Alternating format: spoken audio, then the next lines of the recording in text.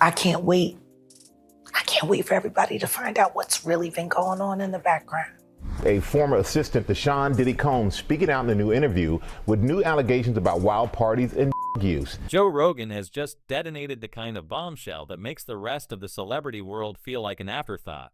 The FBI is prepping a round of fresh arrests tied to Diddy's criminal circle, and their first target isn't a washed-up exec or a flavor of the month rapper. It's LeBron James. That's right, the NBA's own brand ambassador for clean living and family values. A man who built his entire public image on hard work, loyalty, and social justice speeches is now allegedly the central figure in a federal investigation swirling with blackmail, exploitation, and dirty secrets.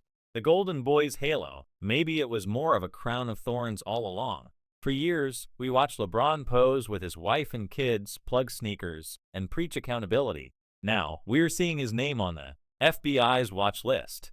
That seismic shift alone feels like the axis of Hollywood is tilting beneath us. We don't need a hard cut to LeBron's own words to feel the chill. There's a video from 2019 now burned into our retinas where he's grinning into the camera on Diddy's Instagram live, repeating a phrase that until last week just sounded like sports star sick of fancy. Ain't no party like a Diddy party. LeBron laughs, clinking glasses with the mogul as the comment count explodes. Everybody know ain't no party like a Diddy party, so. Yeah, that's what's up. Yeah.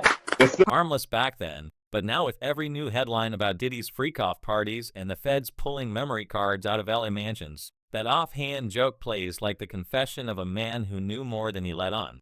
The whole moment has gone from goofy to grim in just a matter of days.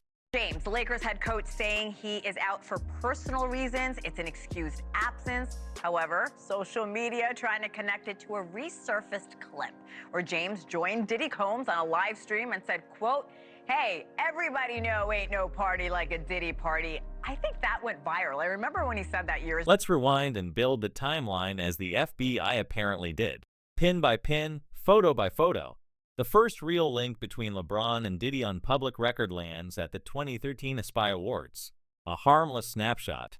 Maybe at first glance, the music mogul and the basketball superstar arm in arm both flashing million-dollar smiles for Getty images. But those grins have a different glint now, with federal prosecutors trolling through years of party invites, text exchanges, and guest lists. Fast forward to October 2022, just as whispers about Diddy's private events start moving from music blogs to mainstream news, when a reporter corners LeBron and drops the question everyone's been asking in DMs. How many of Diddy's notorious parties has he actually attended? LeBron doesn't just dodge, he pivots, cool as a practice PR pro. I prefer not to speak on this matter until I know how much information becomes public knowledge. Not exactly the declaration of a guy with nothing to hide. The video clip lives on, endlessly memed, a running joke with it.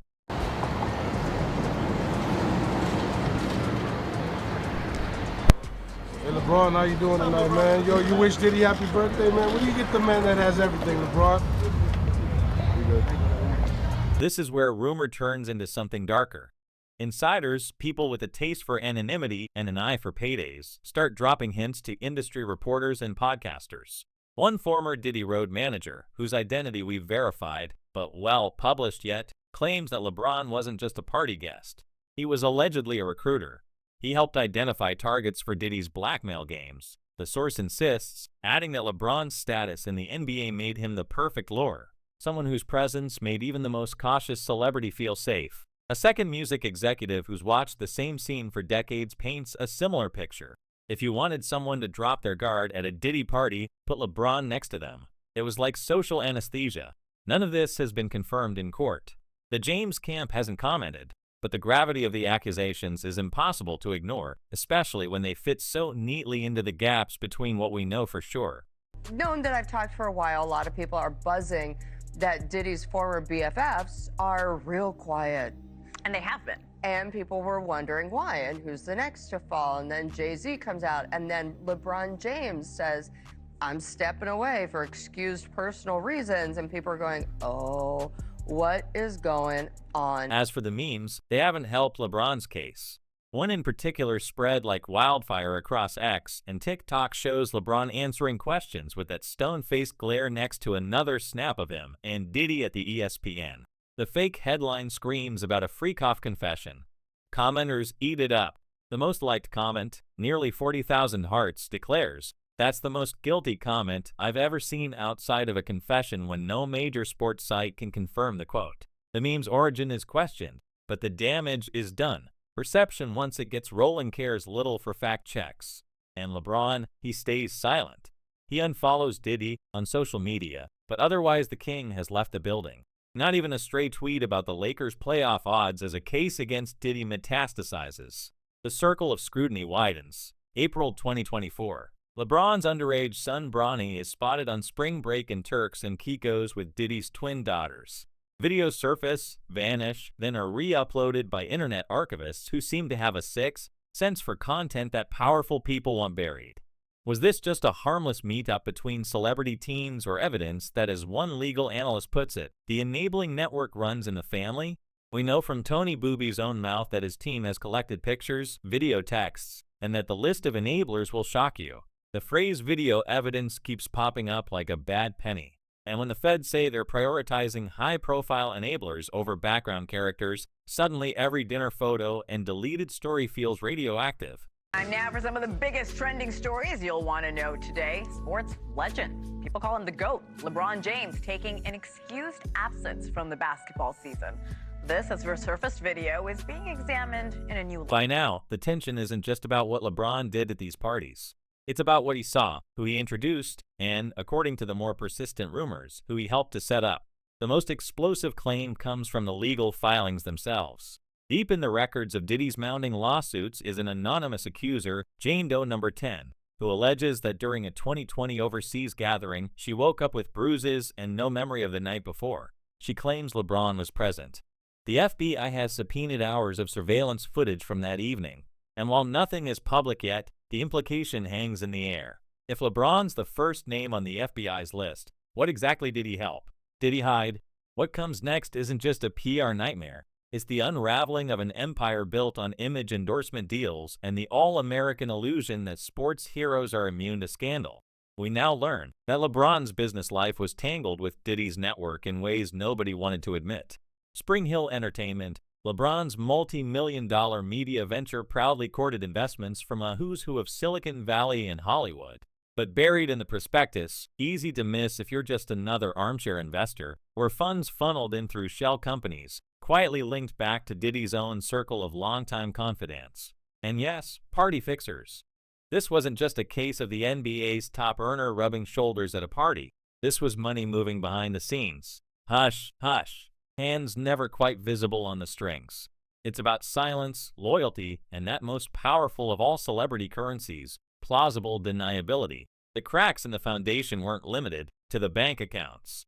Insiders from LeBron's inner circle say the real earthquake hit at home. After 20 years of marriage and a public image so carefully polished, you think the whole family glowed in the dark. Savannah James filed for divorce in June 2024. The official reason, irreconcilable differences, but that bland phrase masks a volcanic mess. Multiple sources who claim proximity to the James household describe an ugly confrontation over a cache of incriminating texts. Messages between LeBron and Diddy, some flagged by a concerned assistant, others deleted but unearthed by a digital forensics expert hired by Savannah's lawyers. The scene, by all accounts, was a meltdown. The two of them in their bare kitchen, Savannah demanding answers. LeBron allegedly insisting it was just business. There was nothing else. Her reply, "You told me it was just business." Was any of it real? It's the kind of line that echoes in a mansion long after the doors have slammed. Well, today in court, there was a witness who kind of closed the loop on Cassie's relationship with Michael B. Jordan, and it seems to be more than just being on the same movie. If that wasn't enough, the financial aftershocks rolled out to sponsors who began making quiet inquiries about their long-term contracts with LeBron's media empire. Nike, Sprite, even a high-end watch brand. We've seen their lawyers descend on scandals like a flock of buzzards. For now, no one's pulled the plug. But with headlines like these, who wants their logo on the wrong side of federal subpoenas? Industry analysts are already estimating the potential fallout in the tens of millions of dollars, not to mention the cost and reputation, which is harder to put a price on, but even tougher to recover. Then the hammer drops. A leaked text allegedly sent from LeBron to Diddy in early 2023 and now surfacing in the mountain of court filings. The message recovered by forensic experts working for Ploop's legal team reads, "We got to clean up the footage before the feds do. No emoji, no laughter, just a flat business-like directive. In the world of celebrity, where every word is carefully crafted for plausible deniability, this lands like a thunderclap. It isn't about LeBron's image anymore. It's about the act of erasing evidence. What kind of footage needs to be cleaned up? And why is the FBI looking for it? The questions multiply faster than the denials."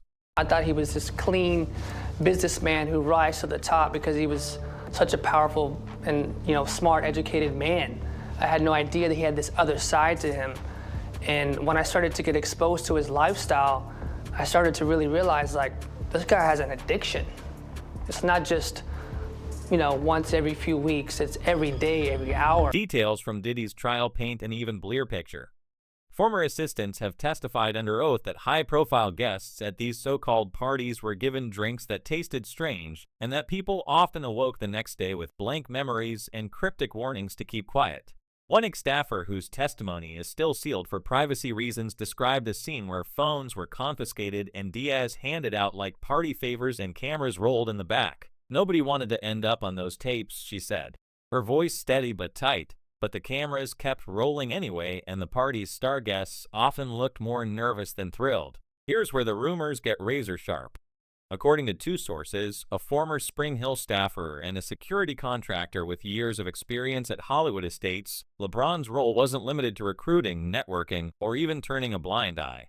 They claim independently that after a 2020 event in Miami, LeBron personally assisted with the deletion of digital files from a Diddy-owned server. The files in question, hours of surveillance from a suite where at least 3 guests later reported waking up confused and frightened, their memories gone, their clothes rearranged. One source who claims to have been on the premises insists that LeBron made sure the tapes were gone before anybody else could see them. Neither LeBron's nor Diddy's legal teams have commented on this specific allegation, and there's no direct documentation available to the public yet.